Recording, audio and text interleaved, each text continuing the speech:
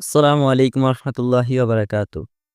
আমার প্রিয় ভাই ও বোনেরা, সবাই কেমন আছেন? আশা করি আল্লাহর রহমতে সবাই ভালো আছেন। আলহামদুলিল্লাহ, আমিও ভালো আছি। আজকের আলোচনা হলো সত্যবাদী মায়ের সত্যবাদী সন্তান।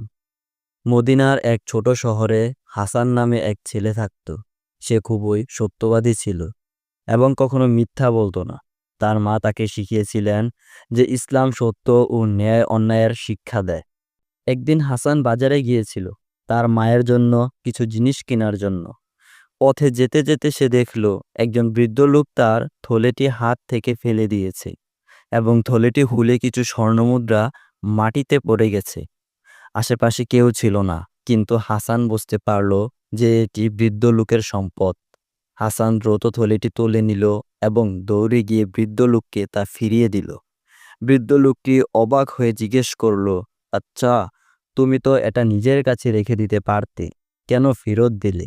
হাসান হাসি মুখে বলল, আমার মা আমাকে শিখিয়েছেন ইসলাম আমাদের হালাল রুজি খেতে শেখায় এবং মিথ্যা বা চুরি করা হারাম।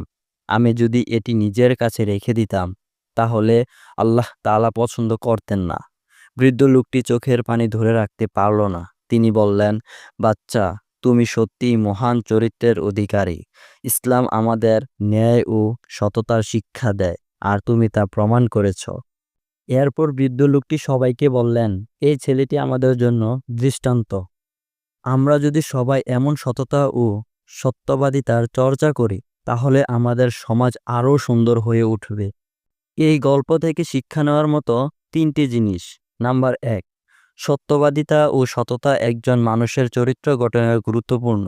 নাম্বার ২, ইসলাম আমাদের হালাল পথে চলার শিক্ষা দেয়। নাম্বার ৩, সৎ লোকেদের আল্লাহ তাআলা ভালোবাসেন এবং তাদের উত্তম প্রতিদান দেন।